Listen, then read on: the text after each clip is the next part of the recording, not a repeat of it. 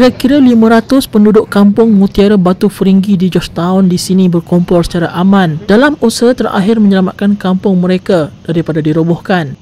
Kumpulan penduduk termasuk warga emas mula berkumpul sejak awal pagi tadi bagi menghalang jentera berat dan wakil pemaju masuk ke kampung memulakan kerja merobohkan 40 unit rumah.